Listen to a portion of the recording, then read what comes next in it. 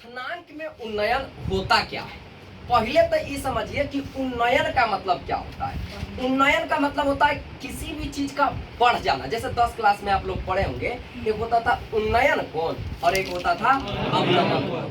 समझ में आ रहा है सर? उन्नयन कोण का मतलब होता था नयन से ऊपर वाला। सही बोल रहे हैं क्या? यानी कि ऊपर जाता था जो कोण, उसको हम लोग क्या बोलते थे?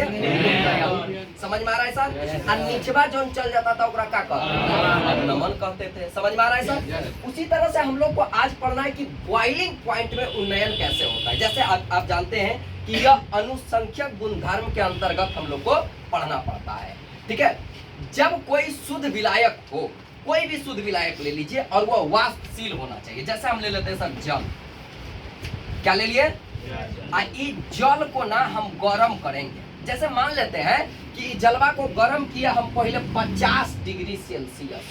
ठीक है, 50 डिग्री जब सेल्सियस गर्म कीजिएगा ना तो जल में से देखिएगा थोड़ा थोड़ा थोड़ा थोड़ा ना बुलबुला टाइप का छोट छोट चीज निकलेगा। समझ में आ रहा है? और जल का कण ना हिलेगा, सिर्फ हिलता है। समझ में आ रहा है? एक तनी मनी और बढ़ा दीजिए, अब कर दीजिए 60 डिग्री सेल्सियस। ठीक है, अब थोड़ा कणवा और थोड़ा थोड़ा ज्यादा भी हिलने लगेगा। समझ में आ रहा है?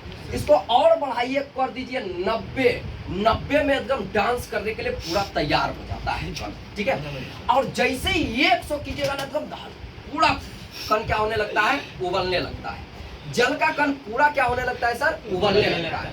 और उसी उबलने के क्रम में उसमें वाष्प भी तो निकलता है। समझ रहे हैं कि नहीं हो?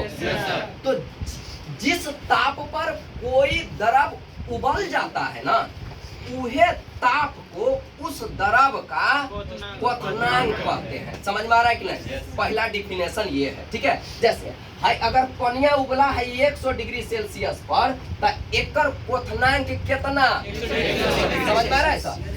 इहे दूध को अगर उबाले और दूधवा उबले 110 डिग्री सेल्सियस पर तो दूध का कितना? एल्कोहल को उबाले, एल्कोहल उबल गया मान के चलते हैं 70 डिग्री सेल्सियस पर तो एल्कोहलवा का कितना? एकर मतलब अलग अलग द्रव का क्वथनांक अलग अलग होता है। समझ रहे हैं कि नहीं? कोई दिक्कत क्या? जानते हैं इस सब का क्वथनांक को बढ़ाया या घटाया जा सकता है। ठीक है, लेकिन इसको हम लोग बढ़ाने के लिए सीखेंगे। कैसे ही बढ़ेगा? जैसे अगर किसी भी शुद्ध विलायक में, ये तीनों में से कौनो ले लेते हैं, लेकिन हम बात करेंगे खाली जलवे पर। ठीक है, किसी भी शुद्ध विलायक में अवाष्पशील विलेय को आप डालिएगा ना, अवाष्पशील का माने क्या होता है? वैसा विलेय जिसमें वाष्प निकलने का गुण नहीं हो। जैसे चीनी को अगर आप गर्म कीजिएगा, पानी में डाल करके उबालिएगा तो चीनी कभी वाष्प में नहीं बदलता है, नमक कभी वाष्प में नहीं बदलता है। सब पनिया उड़ जाएगा और चीनी और नमक जो लोहिए में सटल रह जाता है। समझ में आ रहा है सर? निरहुआ के तरह। ठीक है, तो वो चीनी जो होता है ना वो सट जाता है लोहिया में और वो पनिया सब उड़ जाता है। ठीक, जो वाष्प में बदल जाए ओकरा वाष्पशील कहते हैं, और जो वाष्प में नहीं बदले उसको अवाष्पशील कहते हैं। तो इसमें ना वाष्पशील नहीं देना है, क्या देना है? अवाष्पशील विलेय। जैसे एकरा में हम चीनी डाल देंगे, क्या डाल देंगे? चीनी। जैसे अगर चीनिया डाल इसमें पड़ेगा ना, चीनी जब घुल जाएगा तो जितना पर पहले पानी उबलता था ना, अब उतना पर उबलेगा नहीं।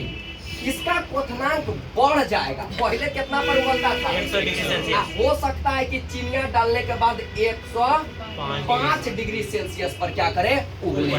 तो ओकर क्वथनांक बढ़नु गया। समझ में आ रहा है सर? और क्वथनांक बढ़ जाना को बोलते हैं क्वथनांक में उन्नयन। क्या बोलते हैं? क्वथनांक में उन्नयन। अब हम लोग समझते हैं कि आखिर ये उन्नयन होता काहे है, क्यों हो जाएगा, किसी को मिलाने से क्यों क्वथनांक बढ़ जाएगा। समझ में आ रहा है सर? इसका ना जैसे अभी हम बताएं आपको बॉइलिंग पॉइंट का होता है, तो हम बताएं कि जिस ताप पर कोनो द्रव उबलने लगे उसी ताप को उस द्रव का क्या कहेंगे? Boiling point. ये ना इसका दूसरा परिभाषा हम लोग को समझना है सर। ठीक है, जैसे मान के चलते हैं कि हम ना पानी लिए, ठीक है, और पानी का कण लगातार बराउनी गति करते रहता है, आपको पता है? कोई दिक्कत क्या? ई पनिया का कण बराउनी गति करते हुए इस स्वतंत्र तल पर एक दाब लगाती है ना, एकदम नीचे से ऊपर की ओर दाब लगाती है। कौन? जल का कण। ये बात आपको समझाए? इधर से दाब लगाती है ना, तो ऊपरों से कस के दबाता है कौन? वायुमंडल। समझ में आ रहा है सर? कोई दिक्कत क्या? अगर वायुमंडल का दाब अधिक रहेगा तो इसको वाष्प में बदलने नहीं देगा। समझ में आ रहा है सर? तब इसको वाष्प में बदलने के लिए हम लोग को क्या करना पड़ता है? इसको गर्म करना पड़ता है। क्या करना पड़ता है? आप गर्म कीजिएगा ना, जैसे जलवा के कण को गर्म कीजिएगा तो कणों के पास ऊर्जा बढ़ जाता है। समझ में आ रहा है? उसको गर्म नहीं करते हैं, वो कण को ना ऊर्जा देने लगते हैं हम लोग। समझ में आ रहा है सर? जैसे एक ऊर्जा दिए ना, जैसे हम कमजोर आदमी है, आराम से बोलेंगे लाठी लेकर के। समझ में आ रहा है ना? आराम से, ठीक है। और हमको ग्लूकोज चढ़ा दिया, अब हम झटक के बोलने लगेंगे। समझ में आ रहा है ना सर? और वो करो से ज्यादा एनर्जी दे दीजिएगा तो अब गति करने का क्षमता मेरा क्या हो जाएगा? बढ़ जाएगा। तो पहले तो बुढ़वा करना था वो, एक गरम कीजिएगा ना, एक पास गतिज ऊर्जा बढ़ जाएगा, कणों के पास ऊर्जा क्या हो जाएगा? बढ़ जाएगा। अब पहले जो धीरे धीरे धीरे धीरे गति कर रहा है ना, अब वो एकदम तगड़ा तगड़ा धाए धाए गति करने लगा। समझ में आ रहा है ना? तेजी में आएगा जाएगा। समझ में आ रहा है? पहले बोल रहा था तो कुछ नहीं, यह कणवा अगर दौड़ने लगता है ना, दौड़ के अगर आप धक्का मारिएगा इस स्वतंत्र तल पर तो बाहर निकल जाइएगा। समझ में आ रहा है? जैसे एक दीवार को हमको तोड़ना है, आप दीवार को तोड़ेंगे तो आराम से जाएंगे, और शॉट के आराम से धक्का मारेंगे, वैसे दीवार टूटता है जी। दूर से आएगा एकदम रेसियाई, और बाद कस के धक्का मारेगा, दीवार आर पार हो जाएगा। समझ में आ रहा है कि नहीं? दीवार टूट जाएगा। उसी तरह से ये कण को अगर हमको धक्का मार के ये जो तल है इसको तोड़ना है तो तेजी से ना धक्का मारेंगे। जब कणवा को गर्म करिएगा ना, इसका धक्का क्या होता है? मजबूत हो जाता है, ठीक है। बराउनी गति उसका क्या होता है? तेज। अब ये जल का कण इसको मारेगा जोर से धक्का, जोर से जोर से जोर से। समझ में आ रहा? और जिसके चलते क्या होगा कि जो ये कण इधर से दौड़ले गया, स्वतंत्र तल को फाड़ के बाहर निकल गया, तो इस तरह से यह कण बाहर निकल जाता है। और इसी बाहर निकलने वाला जल के कण को हम लोग वाष्प कहने लगते हैं। क्या बोलते हैं सर? और यह वाष्प, यह जो होता है, यह वाष्प में तब बदलता है जब इसका दाब, किसका दाब? यह जो जल का अणु है, इसका दाब वायुमंडल से क्या होता है? अधिक। जब वायुमंडल से अधिक होता है तो उसका वाष्पन होने लगता है। लेकिन सर, जब वायुमंडल का दाब और जल का दाब आपस में बराबर हो जाता है ना, समझ में आ रहा है? जिस ताप पर वायुमंडलीय दाब और जल का जो दाब जो है, वाष्प दाब, वो आपस में बराबर हो जाता है, उसी ताप को हम लोग बोलते हैं बॉइलिंग पॉइंट। वायुमंडलीय दाब और वाष्प दाब, जल का जो है वाष्प दाब, वो दोनों क्या होना चाहिए? बराबर। जिस ताप पर हो जाए उसी ताप को हम लोग क्या बोलेंगे? Boiling point. कोई दिक्कत क्या? तो हम लोग जब इसको ताप देते हैं तो इसके कणों के पास गतिज ऊर्जा क्या हो जाता है? बढ़ जाता है। कोई दिक्कत नहीं। उसके बाद ये उबलने लगता है। लेकिन जैसे इसमें हम लोग डाल दिए अवाष्पशील विलेय, जैसे चीनी डाल दिए, तो चीनी तो होता है ठोस, अवाष्पशील विलेय क्या होता है? ठोस। क्या ठोस के कणों के पास ऊर्जा होता है? इसके पास ऊर्जा होता है क्या? इसके पास तो ऊर्जा होइबे नहीं करता है। लेकिन जैसे ही पनिया में डालिएगा ना, तो इहो पीछे पीछे जन्ने जन्ने पानी जाएगा, उधरे उधर चीनी का कणमो जाएगा। तो वो जैसे चीनी का कण है, तो उसको दौड़ने के लिए, उसको गति करने के लिए ऊर्जा कौन दिया? उसको कोई दिया नहीं है, यह पानी से ऊर्जा क्या कर लिया है? ले लिया है। समझ में आ रहा है कि नहीं सर? कोई दिक्कत नहीं ना? अब बताइए, जैसे इसमें जो हम लोग क्या करेंगे, जल का कण है, पहले शुद्ध जल था तो जितना पर उबल रहा था, अब एक में चीनी डाले हैं, तो जल के कणों के पास ऊर्जा का मान घटेगा कि नहीं? घट जाएगा ना। जैसे हम आपको समझाते हैं, जैसे बोल रहे हैं कि पहले इसमें ना जल का 1000 कण था। कितना कण था? और प्रत्येक कण के पास 1 जूल ऊर्जा था। कितना? 1 जूल। तो अब एक कण के पास 1 जूल ऊर्जा, तो 1000 कण के पास कितना? 1000 जूल हो जाएगा। समझ में आ रहा है सर? और इसमें ना 1000 हम अब डाल दिए चीनी का कण। किसका कण? चीनी। तो अब बताइए पहले था कितना? 1000 जल और 1000 कितना? चीनी। तो अब कणों की संख्या कितना हो गया? 2000। कणों की संख्या। लेकिन बताइए ऊर्जा जितना था उतने ना रहा। ऊर्जा जितना था उतने।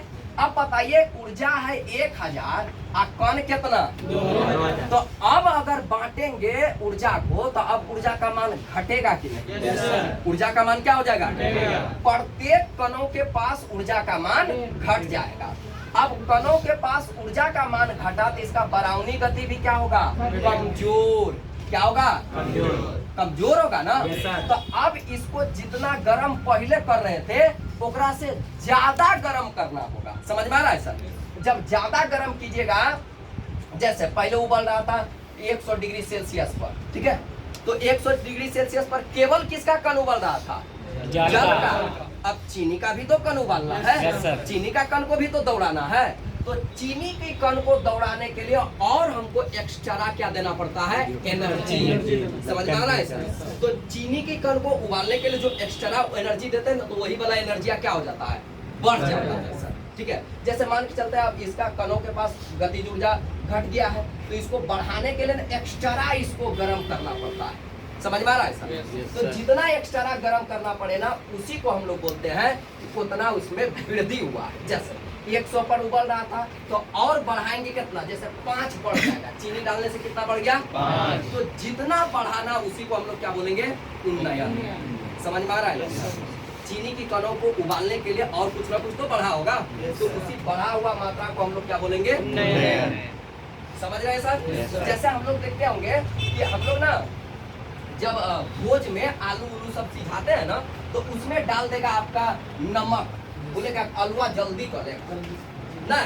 होता क्या है दोस्त, अलुआ जब एकरा में आलू में नमक डालिएगा ना, तो अब पानी ज्यादा अशुद्ध हो जाता है। अशुद्ध होने के बाद होकर क्वथनांक क्या हो जाता है? बढ़ जाता है।